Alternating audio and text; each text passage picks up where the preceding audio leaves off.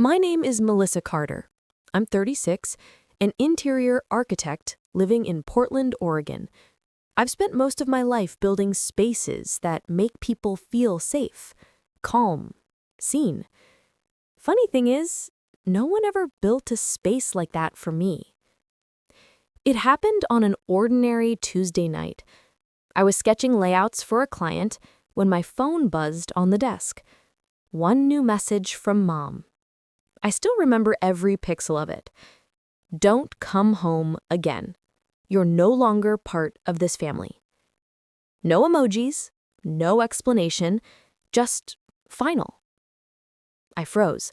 My pencil stopped mid-line, the graphite breaking against the paper. After a few seconds, I typed back 2 words. Understood, Mom. That was it. No crying, no begging, no why. Just silence. The kind that hums inside your ears when something in you dies.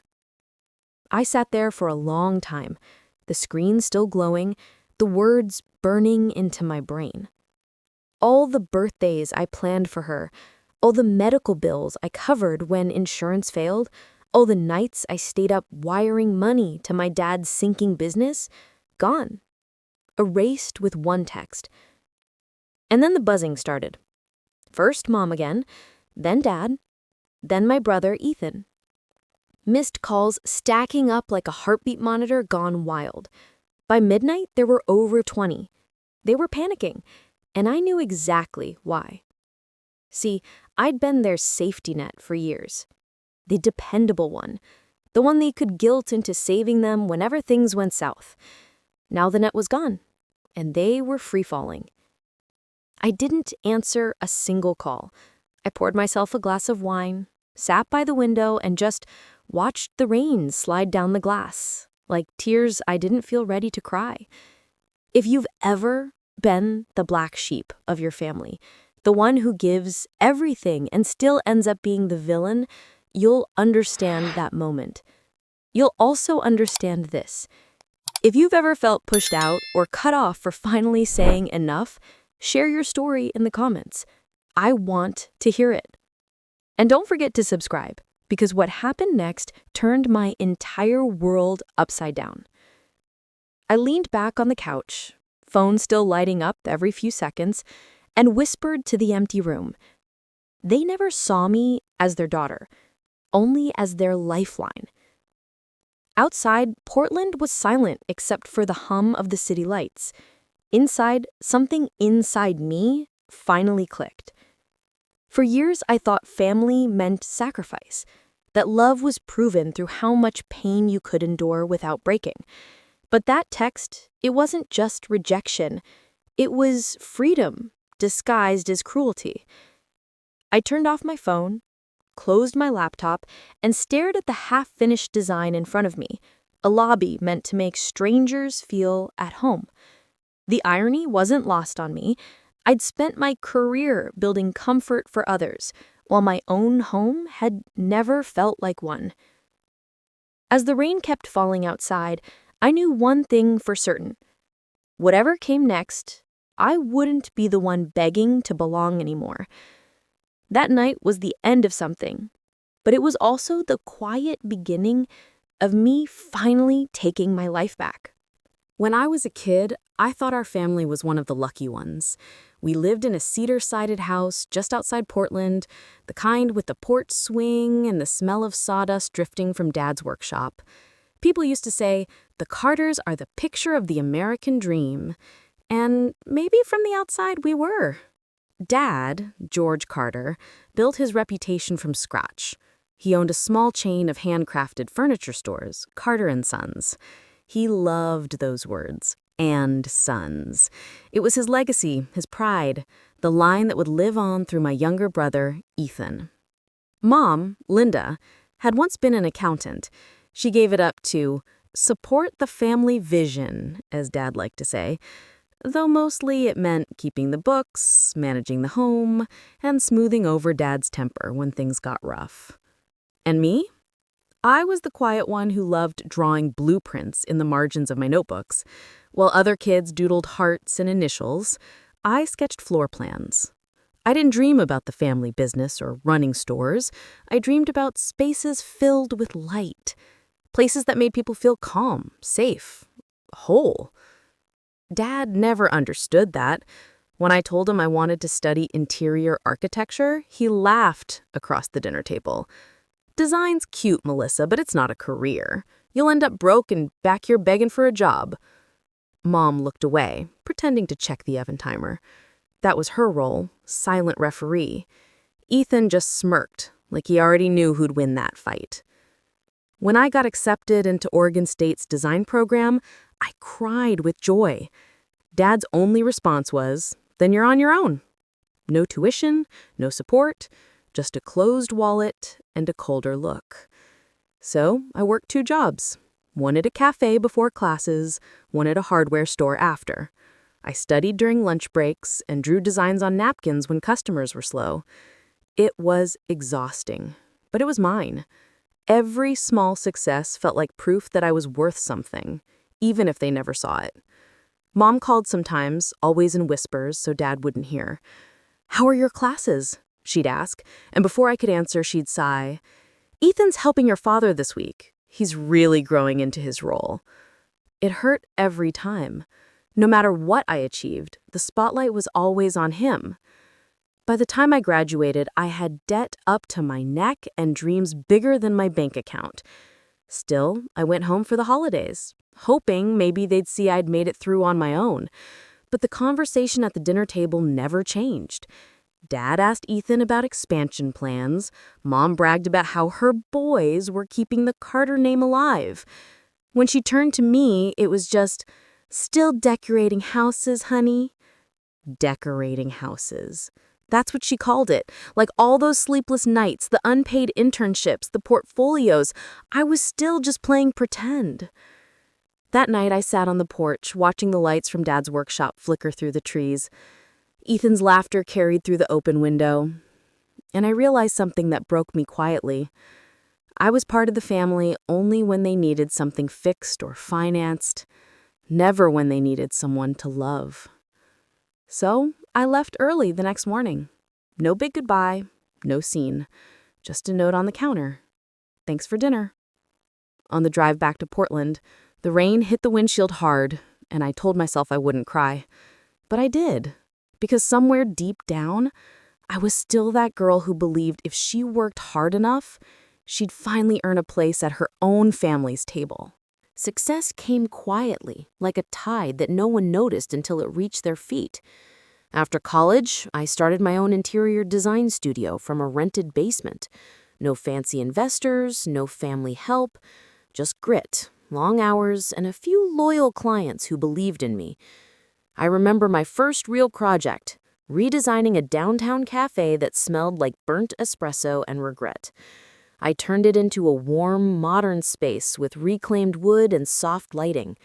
A local magazine featured it, and suddenly my phone wouldn't stop ringing.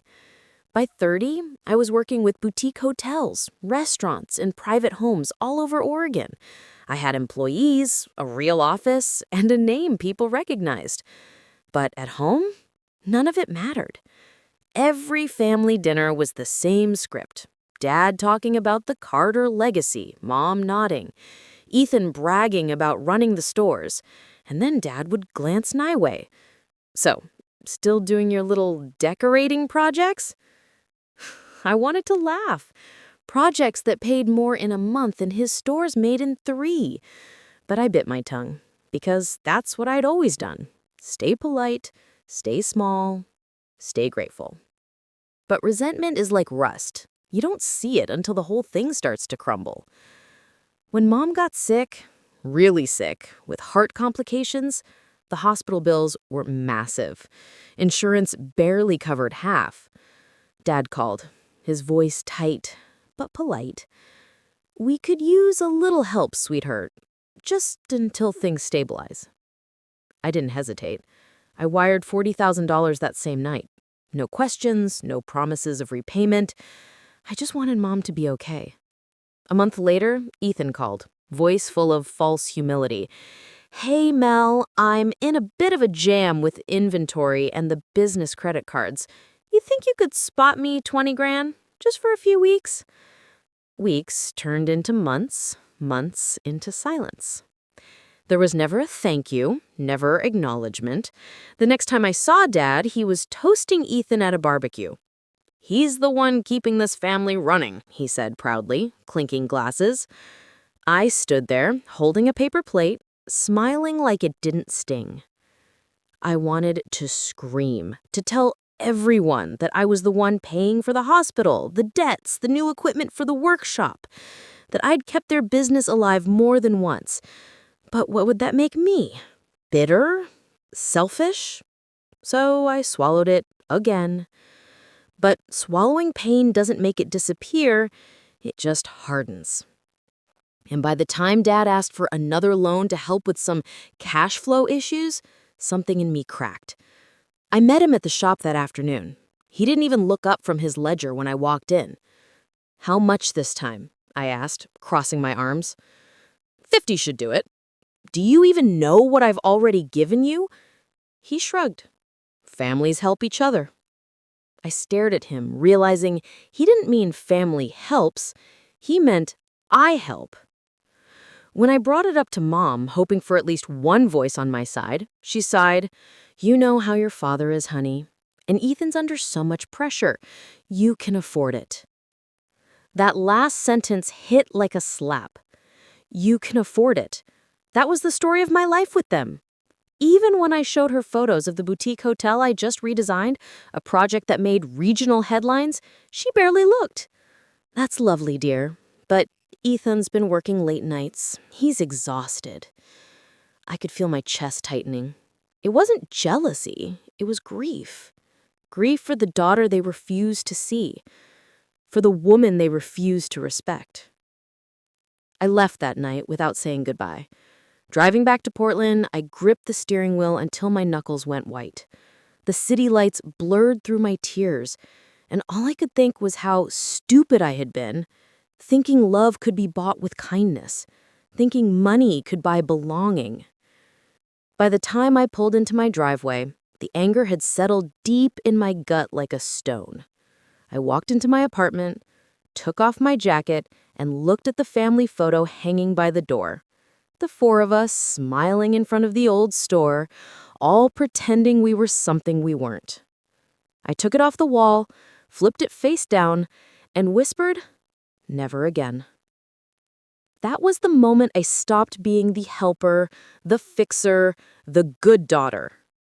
I didn't know it yet, but the same loyalty that had built my prison was about to become my weapon. By the spring of 2022, I had everything I once thought I wanted.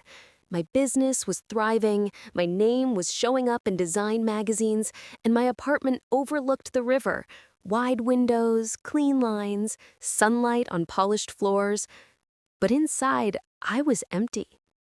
Because no matter how much I achieved, it didn't matter to the people whose approval I'd been chasing my entire life. When Mom's health began to improve, I decided to do something bold, something that might finally earn their respect. I invited my family to my office for a meeting. The idea was simple but strong. A new company specializing in sustainable interiors, eco-friendly materials, energy-efficient design, minimal waste. I'd been offered early interest from investors. But before signing anything, I wanted to give my family the first opportunity to be part of it. I thought, maybe, just maybe, if they saw how serious I was, they'd believe in me. I remember that afternoon like a movie I wish I could erase. Dad sat at the end of the conference table, arms crossed, his work boots tapping the tile. Mom hovered by the coffee maker, rearranging sugar packets, pretending not to listen. Ethan lounged back in his chair, scrolling through his phone. I clicked through the slides of my presentation. Charts, budgets, sustainability trends. I spoke about future hotels, new regulations, potential partnerships. I talked about profit margins, not passion, because I knew that's what they respected. But before I could finish, Dad chuckled.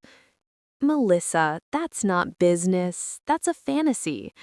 Ethan grinned. You're better off just decorating houses. Leave the real investments to people who understand them." Mom didn't say a word. She just smiled weakly, eyes on her coffee cup, the way she always did when things got tense. I tried one last time. "This isn't a hobby. I have contracts, data, and clients waiting. I'm offering you a share in something that could grow beyond Portland." Dad leaned forward, his voice low and cutting. "You made your choice years ago when you left the family business. We don't need saving." The word saving almost made me laugh. Saving was all I'd ever done. The silence that followed was unbearable. Even the hum of the office lights sounded cruel. I closed my laptop slowly, hands trembling. For a second, I thought Mom would stop me, say something, anything. Instead, she murmured, "It just sounds risky, sweetheart. You know how your father worries." I nodded, pretending I understood. But inside, something collapsed. I walked them to the elevator. Ethan winked at me on his way out, as if he'd won something. Dad clapped him on the shoulder. Mom kissed my cheek, but wouldn't meet my eyes. When the doors shut, the silence of the lobby felt louder than any argument. I stood there alone, staring at my reflection in the mirrored wall, eyes red, shoulders slumped, smile long gone. Driving home that night, I couldn't shake the thought. I'd spent years designing beautiful spaces for other people, calm, balanced, full of light, but I had never known what that peace actually felt like. I poured myself a drink, sat on the floor, and opened the presentation again on my laptop. Every slide, every number, every dream stared back at me, meaningless now. And for the first time in a long time, I let myself cry. Not the angry tears I'd hidden before, but the kind that come from deep exhaustion. The kind that say, "I'm done trying." When I finally fell asleep, it was with the quiet, painful realization that my family didn't just doubt me, they had already decided I wasn't one of them. A week after that failed meeting, my phone buzzed with a message from Sophie, my sister-in-law, Ethan's wife. We weren't close. She'd always seemed cautious around me, polite but distant. So when she asked, "Can we talk? Just us?" I knew something was off. We met at a quiet cafe near downtown Portland. She looked nervous, glancing over her shoulder as if someone might be watching. Her hands shook as she wrapped them around her coffee cup. "Melissa," she whispered, "I can't keep this secret anymore. Ethan's been taking money from your dad's company." The words hung in the air like smoke. "What do you mean, taking money?" I asked. "Hidden accounts," she said, eyes filling with tears. "Thousands. He's been skimming profits for years and telling your parents it's because of supply costs. They don't know." I sat there frozen, the clinking of dishes around us suddenly distant. My heart raced, not just from anger, but from disbelief. All those late-night calls from Dad about cash flow problems, all those loans I'd covered to keep the business afloat, they weren't saving a family legacy. They were funding my brother's lies. Sophie looked down. "He made me promise not to say anything, but I can't watch what it's doing to you anymore." I wanted to thank her, but the words wouldn't come. Part of me wanted to deny it, to believe there was some mistake, but deep down I knew she was telling the truth. That night I drove aimlessly through the city until I ended up parked near the waterfront. The lights shimmered on the river, and I felt the world tilt, like my entire history had been rewritten. And then, as if fate wanted to twist the knife, my phone buzzed again. A message from Mom. "Don't come home again. You're no longer part of this family." No warning, no explanation, just the sentence that ended everything. I stared at it for a long time, my hands trembling, my throat burning. Then, slowly, I set the phone down and whispered to myself, "Got it." The same words I'd sent weeks later when it all officially fell apart. But this time they meant something. This time they meant, I'm done. I opened my laptop, logged into my bank accounts, and began cutting every tie that had chained me to them. Mom's medical payments, canceled. Dad's automatic business transfers, canceled. Ethan's temporary loan reminders, deleted. For years, I'd been their lifeline. Now I was reclaiming mine. When the final confirmation email appeared on my screen, I exhaled like I hadn't breathed in years. It wasn't triumph, it was release. The kind that comes when you finally set down a weight you didn't realize had been crushing you. I sat in the silence of my apartment, the hum of the refrigerator the only sound. Outside, the rain had started again, soft against the glass. I thought about all the birthdays I'd paid for, all the bills I'd covered, all the times I'd mistaken duty for love. And for the first time in my life, I didn't feel guilty. It was strange, this calm that settled in. I expected heartbreak or panic, but instead there was clarity. A voice inside me that said, "You did enough," and they chose their side. I poured myself a cup of tea and opened the same presentation they had mocked me for. Sustainable design, renewable materials, future clients waiting. I wasn't done with the dream, I was just done asking permission to have it. That night, I made a plan. I reached out to one of the eco-development firms that had shown interest months ago. By the end of the week, I'd signed a deal. Partial ownership, full creative control. It wasn't the partnership I'd hoped to share with my family, but it was the one that would finally let me stand alone. A quiet strength replaced the old ache. I didn't feel small anymore. And as I turned off my phone and stared at the Portland skyline, one thought stayed with me. They didn't break me. They freed me. A week after I cut them off, the storm began. The calls came first. Dad, Mom, Ethan. One after another. At first, they sounded demanding, then pleading, then angry. I didn't answer any of them. Each voicemail felt like an echo from the past I'd already buried. By the fifth day, I agreed to meet. Not because I owed them closure, but because I wanted to say the truth out loud, once and never again. We met at a small cafe downtown, the kind of place with brick walls and soft jazz playing in the background. Rain streaked the windows, and I could see them before they saw me. Dad tapping his foot impatiently, Mom clutching her purse, Ethan leaning back like he owned the room. Same posture, same dynamic, only this time, I wasn't walking in as the daughter desperate to be seen. I was walking in as the woman who had finally seen through them. I took a slow breath and sat down. No hugs, no greetings, just silence thick enough to choke on. Dad spoke first. "Melissa, your mother's been worried sick. You had no right to cut us off like that." I smiled, calm. "You mean cut off the money?" His jaw tightened. "That's not what I—" "Yes, it is. Because if this were about love, you'd have called before the payment stopped." Ethan rolled his eyes.